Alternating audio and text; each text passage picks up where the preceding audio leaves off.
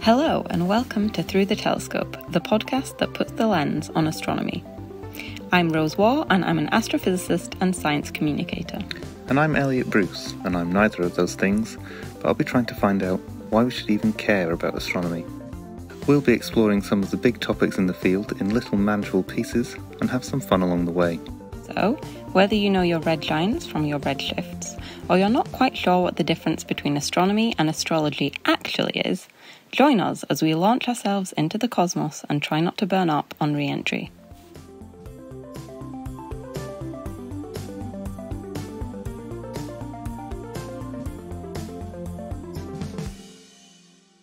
Through the Telescope is sponsored by Pick Astro, the astronomy and astrophotography image sharing app, dedicated to your images of the cosmos no matter what stage you are on your journey around the universe. No ads, spam, or fake accounts.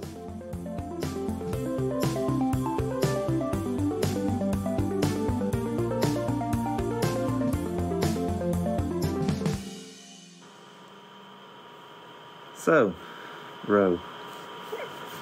You know, I'm going to have to stop you there. This has got to the point where I actually receive Instagram DMs now, starting with, "So, Ro." Do you?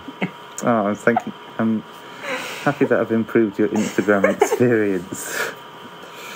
So. I thought you'd be interested to know that, and I saved sharing that factoid with you until this moment. Oh, thanks for caring. So, we've got a slightly different, again, episode, not so much by our choosing this time. So, we're a bit short on time at the moment. Yeah, we've been a bit busy looking after a sick child, which hopefully we haven't caught ourselves. Yeah. But only time will tell, I guess. So I apologise, we both apologise, for the probably not quite so great sound quality this week. Yeah, we've probably got worse. We've not got the same recording setup, I think is how you're normally meant to say it. But, yeah. Yeah, I'm just being honest. Yeah. But we thought we'd, although we're very tired, we thought it'd be better to still have an episode about something. Yes. But a bit less structured, maybe? Or a bit less focused, I guess. Less of a... Yeah, I just don't feel like we have time to do our currently planned episodes. Yeah. The justice that we can do them. So it's better to wait until hopefully next week. But if not, the week after, when we can do that. Yeah. And hopefully normal service will be resumed sooner rather than later. Yeah, so. Exactly. But there's still some stuff to talk about this week. Mm-hmm. Yeah. So I don't know if you want to, first of all, we've had some questions and things, haven't we? So yeah, so we've had some questions and comments from our listeners, which is exciting. One of which was someone wanted to know the difference between a globular cluster and a nebula, for a start. And what is the difference between a globular cluster and a nebula? So a nebula is something I think we've already mentioned. Yeah, it's nebulous. So it's a big cloud in which stars are formed. So it's a cloud mostly made up of hydrogen. And a cluster of stars is obviously where you have lots of stars. Right. All together. I'm going to guess gravitationally, it is, interacting with each other. So it's a bunch of stars that have globbed together. Yeah. Okay, it kind of does what it says on the tin. Yeah, which is quite nice. That doesn't always happen. So you get different types of star clusters, and globular clusters are one kind. That means that they are gravitationally bound, so all of the stars in that cluster are stuck in that cluster. They can't escape it. Are we talking a lot of stars here? Yeah, like up to like millions. Right, so it's not like a binary system or anything? No. It's not the same as like a binary or tertiary system. Right, so I guess you said there are an awful lot of them, so it's not even like they're the same stellar system, they're like neighbouring systems. Is that what's going on? Like it's not like the sun is... Yeah, I mean, they can have planets and stuff. So, right, okay. Yeah. And you also get open clusters, so they're kind of the same idea, but they tend to be a bit younger, and they don't... the stars kind of can escape. Okay.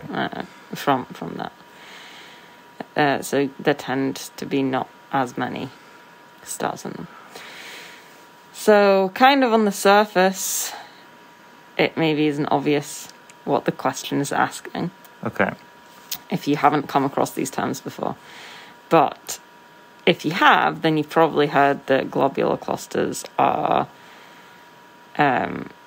like all the stars are formed at the same time. Right, okay. So then it's quite a logical question to then be like, well, how is that really different from a nebula where lots of stars are formed? Right, I see, yes. And what is the It was thought, and it was consensus, that globular clusters... all the stars were formed at the same time as each other. Okay. And then it's maybe less obvious what the distinction between the two things are. Okay. Except for the fact, I suppose, that there's not necessarily any more stars being formed in a globular cluster. Right, okay, yes. But that's not necessarily true. There are like globular clusters where it's known that there are stars of different ages in the cluster. Right, so some bits have been sort of born at different periods of time, but they're still sort of held together by gravity. Yeah, exactly. So it could be that somehow other stars have, lots of stars have kind of combined into one cluster. Right, okay. Or it could be that the region of space in which the stars are formed has made some stars, and then star formation has reignited somewhere else, and then some more stars have been made. Yeah. And then they're not necessarily all the same age anymore. I really like the idea of like stars and planets being captured. I don't know what. I think just like growing up, you kind of think of everything is fixed, and even when it's all moving around, it's sort of predetermined as to like this is where it is, and that's what it's going to keep on being. And so it's kind of crazy to think sometimes things come close and get snatched out, and they can combine and do weird things. Yeah. That's all, really. Yeah. So it's not an obvious thing to me to distinguish between the two.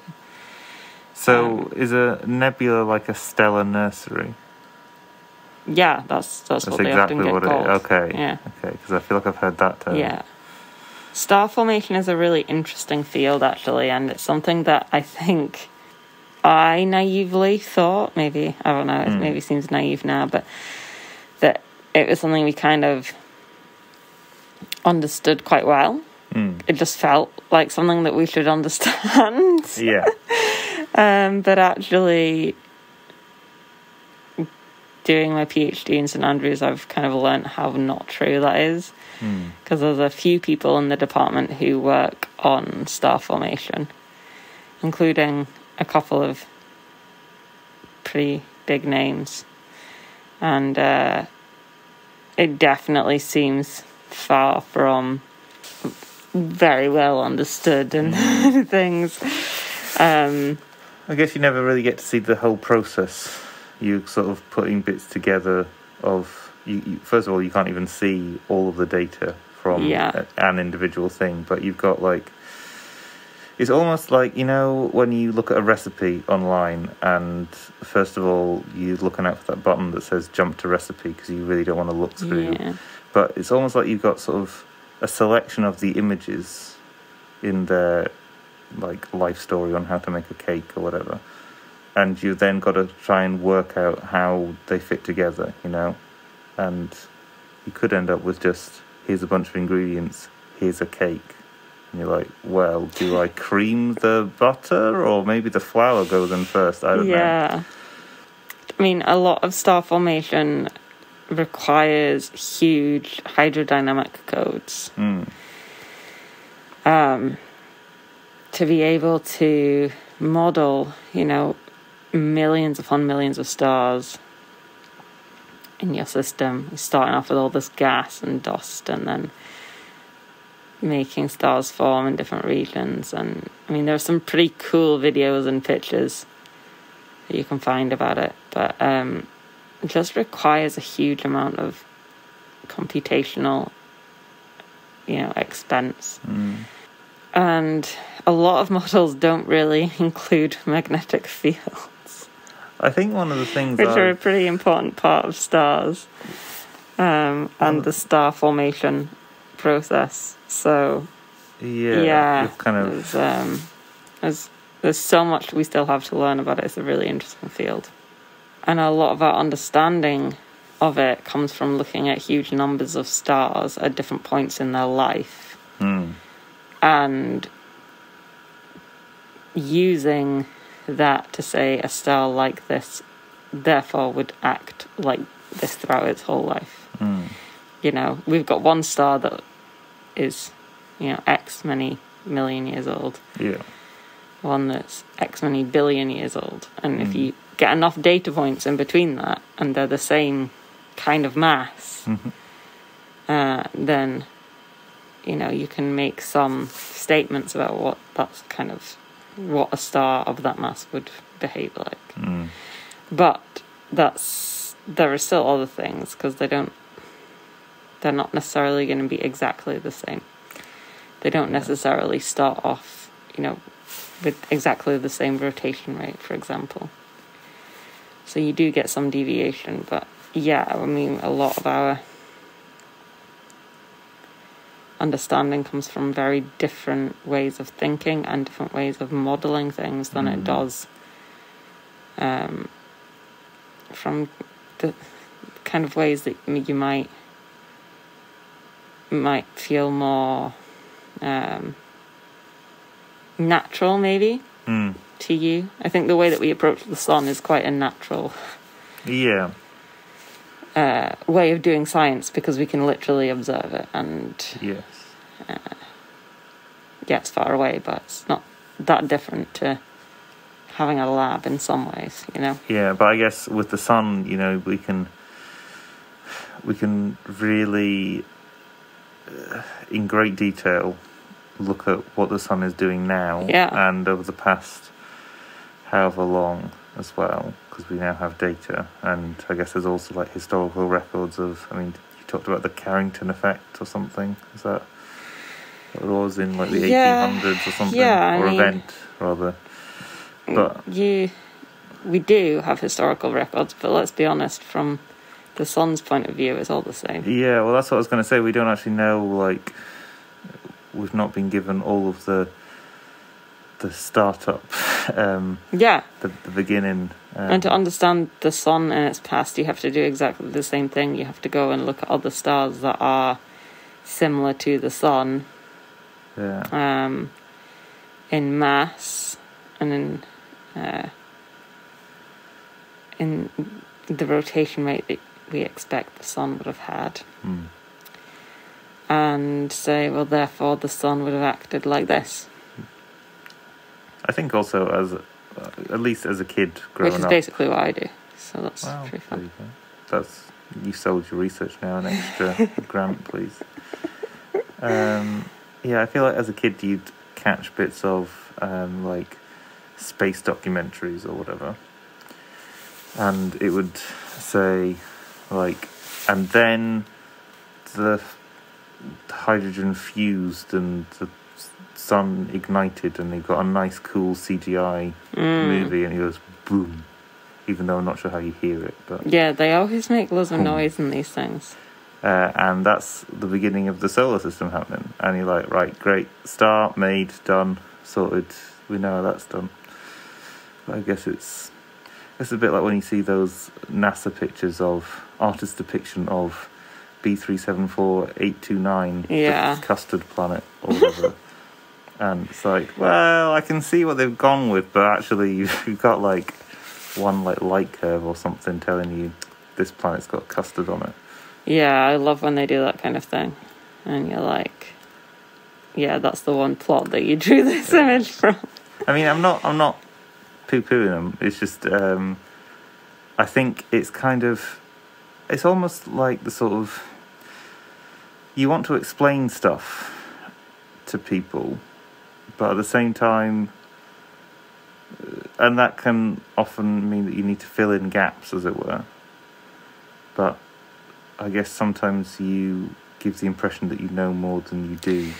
Yeah. I mean, I feel we've gone completely off at a tangent now from what we were originally talking about, but that is something that I feel quite strongly about, and it is a really interesting point. You know, it's a very fine line. I absolutely love physics. I love science. And I love art. I think probably a lot of people that are listening to this probably know that. And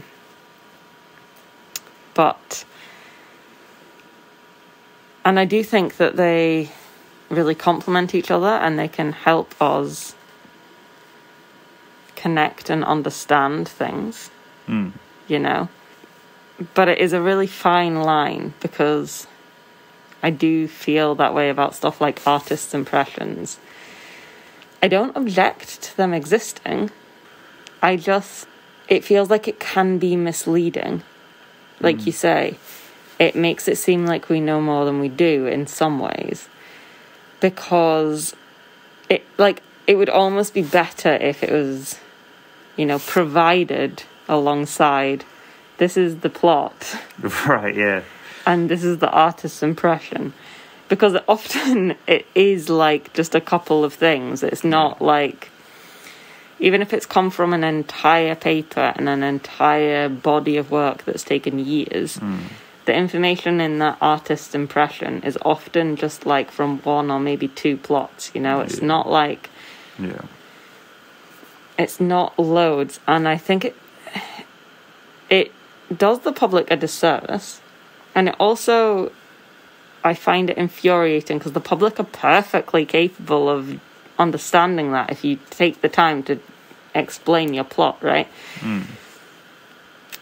Like, if it's only like one plot, people can understand that. And if they don't understand it, it's because you've not explained it very well. Because there should only be like two variables. Yeah. Like one variable and one, you know, constant of some sort, and that's understandable. And it kind of, I just feel like when you just show an artist's impression of something that's had to be just, so much of it is science fiction in some way.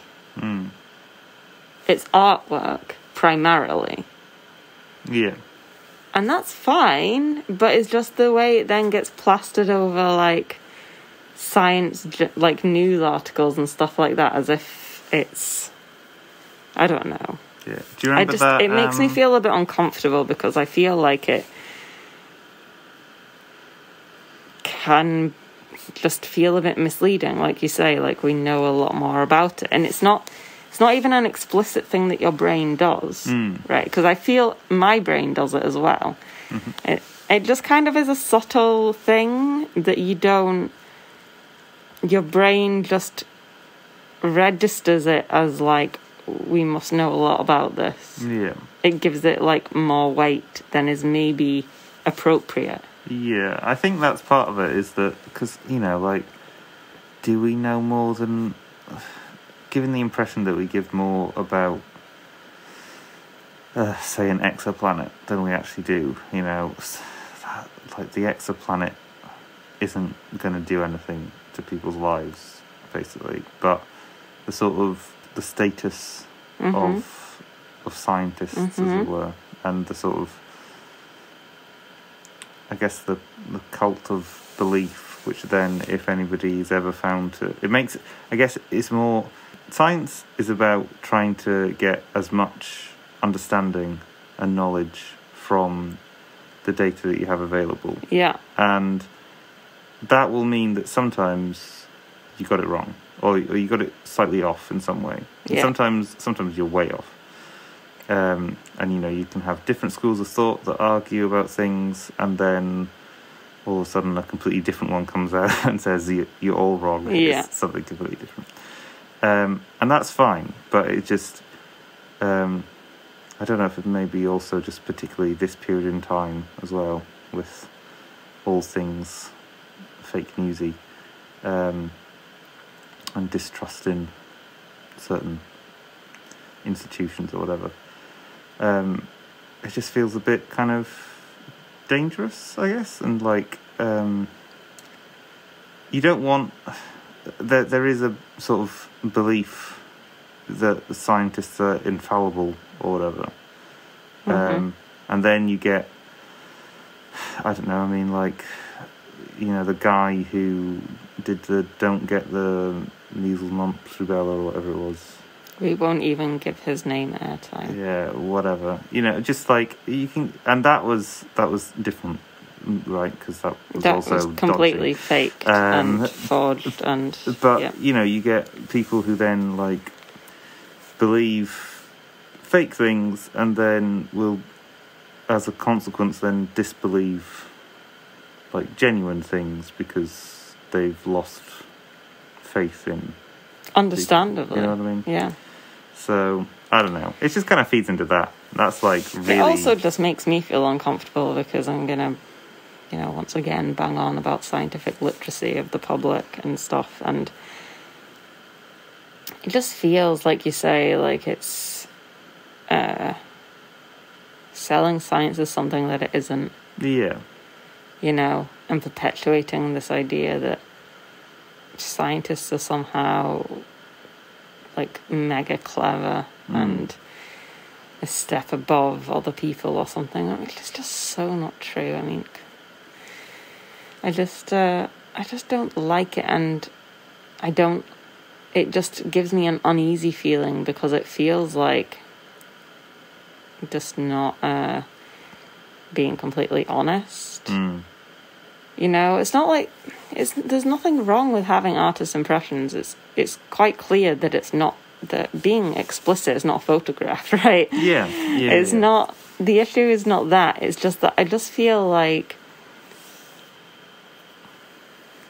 psychologically it just makes me feel a bit uncomfortable, and I feel like it's also disrespectful to the public, because if you just show that alongside how you've got the information for that artwork, it just, you're giving the whole picture then. Yeah. It feels more appropriate, it feels more respectful, because the public are perfectly capable of understanding that if you can, if you explain it. And it just, I don't know. Yeah, I'm not feeling very eloquent tonight, but... Well, I thought you were much more eloquent than I was, but you've been in this game longer than I have, so... But, yeah. I don't think that people drawing pictures of exoplanets will lead to the overthrow of society, or whatever. I think it's not about... as things go, that's... It's not about that, though, is it? It's not about individual... No, that's the like thing. That. It's the kind of... It's about the overall behaviour. Yeah. And that applies to everything science. I guess that maybe that's no different to other things, though. It's kind of the... not so much an obsession, but basically an obsession of selling things. Like the need to sell to whoever, whether it's like the public or politicians or whatever. You need to sell your work in some way to provide interest, and that then means that sometimes you oversell it, or you sell other things that you're not really aware of selling, because you're just sort of trying to find ways to gather interest. Yeah. Anyway, so that was one of the questions. I don't think we will do too many tonight, because I'm pretty tired. But that's fair. But if you do have any other questions, then feel free to get in touch. We've got our details at the end of the episode, and also on mostly Instagram, but also it should be wherever you have found your podcast. It should be linked in the notes. So always happy to hear from you all. In other news, I've also been reading a popular science book recently. The Sky at Night. I've already forgotten what it's called. Something about the moon. Something about the moon, yeah. By Dr. Maggie Adair Pocock, who is an absolute queen. I say read. I've actually been listening to it as an audiobook. Yeah, recently, I now say... because I haven't... It's just been easier with this past week. I think nowadays I say, like, I listened to this book or I read this audiobook, you know, it just kind of... It's all... Yeah, it all intermingles. Yeah. So what's the moon book about? Is it about the history of the moon, or the history of going to the moon, or it's something? Just really about the moon, to be honest. Right. Just lots of stuff about it. It's quite interesting. I don't know if any of our listeners have read it or listened to it or whatever. If not, I do recommend it.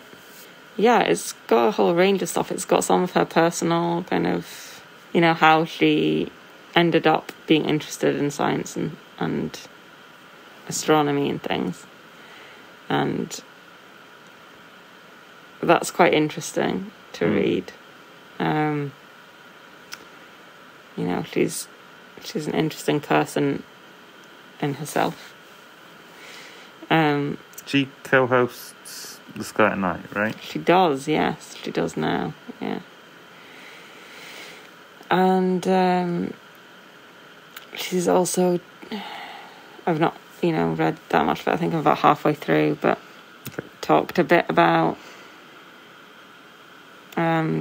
just human appeal of the moon and how we've been fascinated by it for all of history. She's got some poetry in there, which is quite interesting. All the way up to more hardcore science of how the moon possibly was formed and things like that. So it's got a whole range of stuff in it. Our kids learned about that recently, didn't they? They were pretty... What, her existence? No, well, also her existence. Very much a fan of Maggie, but also about... big fan. So 2 planets maybe smashed together, and that's how the moon happened. Yes. They were pretty excited. Yeah. What's better than planets? Planets colliding. I mean, that's fair. Yeah. They were pretty excited about that. Moon formation theories are quite fascinating, and I have got thoughts of an episode on that. So we say I have got thoughts for my own moon theory, which is that aliens gave it to us, possibly as a present for previously being an alien colony. No? Who knows? I guess who knows. Never can tell. But no. So my reading more recently that's somewhat space related is I read Children of Time Again, I read, it was an audiobook, by Adrian Tchaikovsky, I think. And that's like spiders in space civilization. Oh, yeah. That was fun. And more recently I've read Sense and Sensibility, which has less space. That's not really space. Thing. But my hot take is I prefer Pride and Prejudice, which you're not happy about. So, I mean, I'm not, but I'm also confused about what this has to do with space. Well, you shared your reading list, so... Yeah, well, I just thought it might be of interest to our listeners. Our listeners might be interested in... They've possibly Jane already... Austen. Yes, that's true. They've possibly already read it. If they have, we'd like to hear what you thought about it. I'm quite enjoying it so far. I definitely would recommend it. Yeah, also, interesting factoid from it. Okay. Which I didn't know. But Johannes Kepler... Yeah. Famous astronomer. He came up with an equation. He did, yes. Which says planets go around the sun. Is that right? Yes. Keplerian. Yeah, that's how you calculate the period, the time it takes for a planet to do a circular orbit around the sun. It's quite an ugly equation from memory. It's like T equals like 4/3 or 3/4 or something. Yeah, I'd have to write it down. It's all muscle memory. I don't actually remember these things. It's not too ugly, but it's not as simple as I'd like it to be. No. But yes, famous for that. He actually has written a sci-fi book. What? Yeah, I think it was published after his death by his son. It's called The Dream. Right. Although, obviously, it's not called that because it was written in Latin. Right, it's like... The Dreamius. No, I can't remember what it was in Latin. But, yeah, I didn't know he'd written a sci-fi. Oh. And I'm now on a quest to read this book. Right. Is it long? I don't really know. Like, there's different sort of vogues in... I don't know. Publishing. Don't really know much about it. Is he going to have written like I hope it's not like Homer. 1,000-page epic or something, or is it going to be like 2 pages? Yeah, it's sci-fi, so it's probably relatively long. I was thinking it could be the opposite, but yeah. But yeah, so I don't know if anyone else knew that or has read it, and if so, can they let me know if it's good or not? Is it worth reading? Because I'm quite fascinated. But I didn't know what it's that. about vaguely. The dream, like, is it a man that dreams he goes to space? Or I don't really know much about it. I literally found out about it, not that long ago. Jeez. This evening. So. Huh. Yeah. Oh, similar moon thing for any of our Antipodean listeners. I'm not sure how widespread it was, but there was a partial eclipse, which I saw was visible in Australia. I don't know if that also extends to other parts of the southern hemisphere. I don't really get how eclipses work. I don't know what the coverage was. I didn't get the chance to look. But to anyone that was lucky enough to enjoy that, I guess good on you. Yeah, lucky you if you were. That's very cool. I saw with the SpaceX rocket explosion, which was fine, according to them. They cheered afterwards, apparently. They did. Did you see the video? I didn't, because I didn't really care that much. They didn't think that it was going to go as high as it did, apparently. Okay. Yeah, I saw a thing afterwards that said... I saw a thing I have such mixed feelings on these kinds of things. Because, You just exploded a bunch of rocket fuel and parts and things. Yeah, I mean, it's just like... The environment doesn't need that. It's also a complete waste of money. I'm not saying it's a waste of money to do these things, because it's not. It's just if you didn't expect it to be at all successful. Yeah, I think that's the important bit, isn't it? if you expected it to not even get as far as it got, which wasn't realistically that far, then I just have a very uncomfortable feeling about that. Yeah. I mean, it is... Like, that's it. Like, we shouldn't be taking those gambles with the current state of the world. I did see that, you know, their ethos is not so much don't bother to not make mistakes happen, but mistakes are good things, so you don't need to... You learn from your mistakes, so just launch it, and if anything goes wrong, then we still learn from that experience, as opposed to NASA's and go over it a million times. I do have sympathy with that viewpoint. Mistakes are how we learn. Yeah. I feel like that is something I believe. That is a model that I parent by. But there's a difference between that and, like, just deciding it's okay to blow up however much fuel and however much money.